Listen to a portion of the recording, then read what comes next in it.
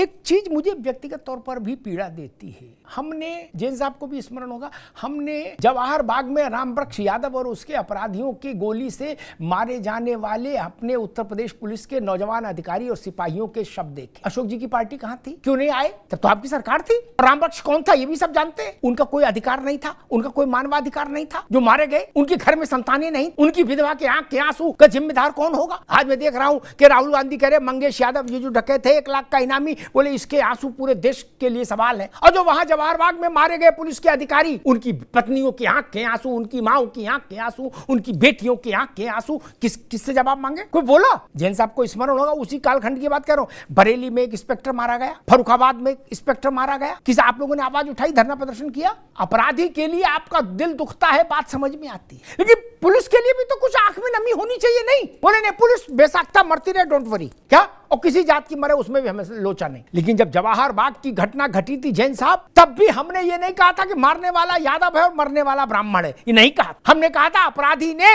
जाबाज police वाले को शहीद कर दिया। अशोक जी, अगर ये व्याख्या करता तो ये पाप होता समाज की। अगर मैं ये व्याख्या करता कि रामवृक्ष यादव ने एक ब्राह्मण, 2, 4, 5, 10 ब्राह्मण और सवर्ण पुलिस वालों को मार दिया, ये नहीं कहा, ये कहा भी नहीं जाना चाहिए। इससे ज्यादा और गंदी बात क्या होगी? हम पुलिस पर भरोसा नहीं कर रहे, हम अदालत पर भरोसा नहीं कर रहे। और ये बीमारी आज की नहीं है, ये बीमारी आज की नहीं। जैन साहब के मेरे ख्याल से जैन साहब तब तो सर्विस में होंगे ही। जैन साहब जब छबीराम मारा गया, छबीराम उत्तर प्रदेश का पहला नेताजी था। नेताजी की उपाधि पहले छबीराम को मिली। अशोक जी सुन लो, बड़ा ज्ञान की वो कहानी है, जहां भी सुनाओगे लोग कहेंगे भैया कहां से लाई ढूंढ के, तो गूगल पर नहीं है क्या? जब छबीराम मारा गया तो उस वक्त शरद यादव बड़े नेता थे, मुलायम सिंह बड़े नेता नहीं थे। जैन साहब, एम आई राइट? मुलायम सिंह जी संघर्ष कर रहे थे, बड़े नेता नहीं थे।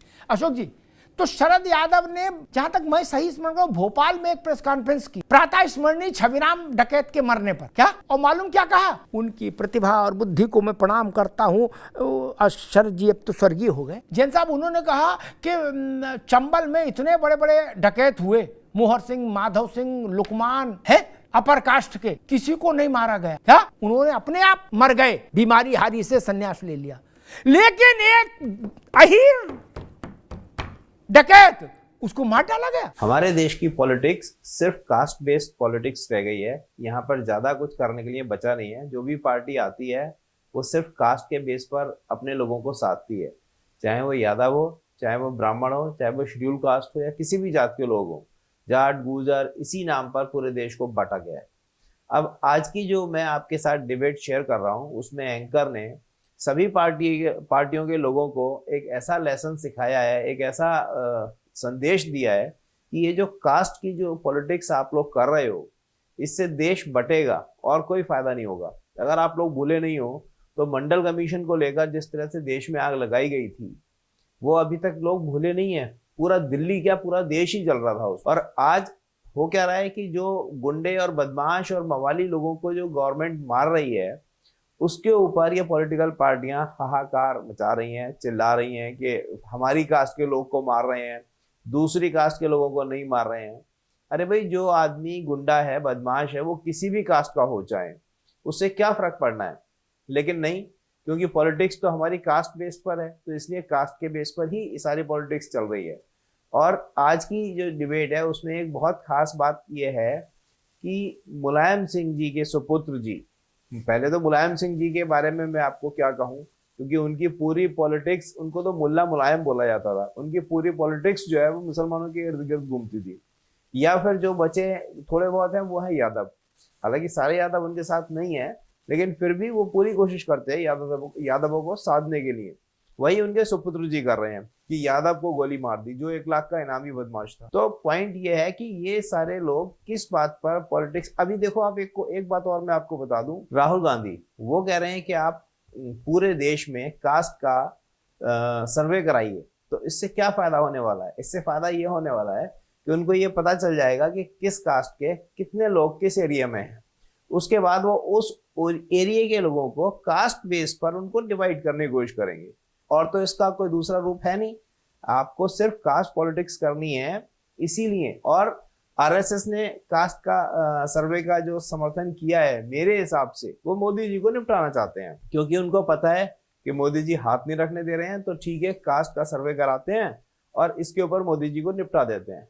लेकिन पॉइंट यह है कि जो पढ़े लिखे लोग हैं वो शायद समझ रहे हैं, बट जो गरीब हैं, जो अनपढ़ हैं या जो कम पढ़े लिखे लोग हैं, उनको लग रहा है कि कास्ट का जो सर्वे होने वाला है उससे उनके घरों में अनाज की बोरियां उतरेंगी और उनके बच्चों की नौकरियां लग जाएंगी।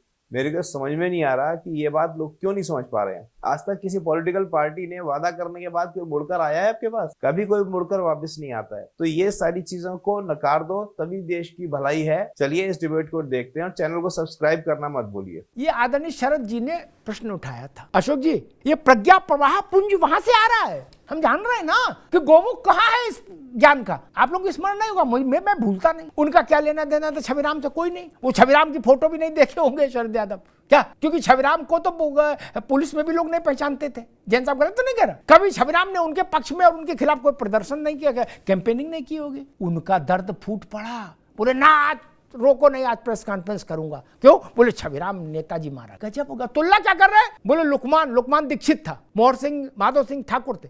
बोले ये लोग जनक सिंह, बोले इन लोगों को क्यों नहीं मारा गया? जो बात आज अखिलेश जी की पार्टी कह रही, एग्जैक्ट यही बात 40 साल पहले शरद यादव कह रहे थे। अशोक जी, सियावर रामचंद्र की जय। क्या कुछ नहीं बदला? मतलब लोग शॉक्ड रह गए थे कि शरद यादव क्या कह रहे हैं और क्यों कह रहे हैं। आप ये कहना चाह रहे हो कि ये यादव अब डकैत है इसलिए इसको कुछ विशेष सम्मान दो या इसको भी फ्री रहने दो? क्यों कहना चाह रहे हैं ऐसा? डकैत तो डकैत है। और जब अयोध्या का घटना आई मिल्कीपुर की, मुईद उसमें नेम्ड हुआ, आपका अध्यक्ष कन्नौज में नवाब सिंह यादव हुआ, तो समाजवादी पार्टी ने ये नहीं कहा क्या कि मुसलमान और यादव का से मत जोड़िए चीजों को, अपराधी अपराधी है, कहा ना अशोक जी। लेकिन जैसे ही मंगेश का मसला आया, आपने पाला ही चेंज कर दिया। बोले ना केवल यादव से जोड़ेंगे, जात से जोड़ेंगे और किसी से नहीं जोड़ेंगे। क्या कन्नौज में क्यों नहीं जोड़ा? नवाब सिंह यादव के मामले में, मोहित के मामले में क्यों नहीं जोड़ा? अयोध्या में तब उस बेटी की भी जात नहीं आप लोगों ने मुंह से बोली कभी। गए तो थे अवधेश पासी वहां बिटिया के घर, 1.5-2 महीने बाद उनको होश आया, तब गए तो घर वगैरह भगा दिया। बोले जाओ आप हमारे सांसद रहने लायक नहीं। जब 2 महीने में देश भर का आदमी आ गया, पूछ गया,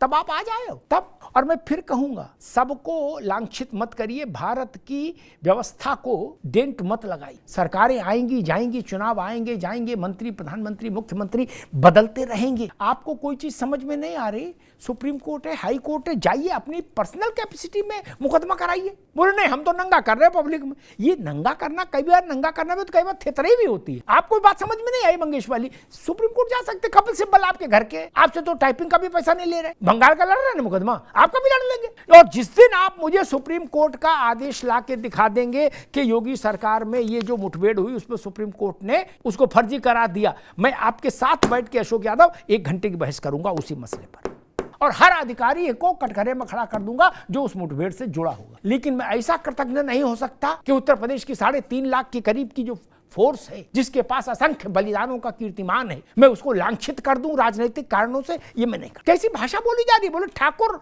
डीके शाही ने, डीके शाही ठाकुर है, ये उसकी पहचान है। गजब करते हैं, ये भाषा बोली जाएगी। मैं तो इस भाषा को सुन के स्तब्ध हूं कि चप्पल पहनने गया डीके शाही ठाकुर और ठाकुर के पांव में पेचकस मारा और यादव के सीने में गोली। ये भाषा बोली जाएगी? तभी लोग कहते हैं कि राजनीति में जाति देखकर ट्रांसफर पोस्टिंग होता है। तो गलत कहते हैं क्या? जब राजनेताओं के मन में इतना विषाक्त है मन। जैन साहब, आपको अपनी जात के अलावा किसी दूसरी जात के अधिकारी पर भरोसा नहीं। यह अविश्वास देश के लिए खतरा है, जान लीजिए। ये देश को ले डूबेगा यह अविश्वास। भाजपा सपा का मसला नहीं है। राहुल जी ने कहा मंगेश की आंख के परिवार के आंख के आंसू, ठीक है। जवाहर बाग के आंख के आंसू नहीं पूछे थे आपने? बरेली में इंस्पेक्टर मारा गया था, आपने नहीं पूछा? फर्रुखाबाद में मारा गया कोतवाल, आपने नहीं पूछा? उनकी माओ के, उनकी पत्नियों के आंख के आंसू कम थे? ये दोहरा व्यवहार राजनीति में अच्छा नहीं, क्योंकि जनता सब देख। मैं समाजवादी पार्टी से कहूंगा 183 एनकाउंटर है या 204 बता रहे अशोक भाई, वो कोई दूसरा नंबर दे रहे, वैसा भी मान लें, एक के विरुद्ध भी न्यायिक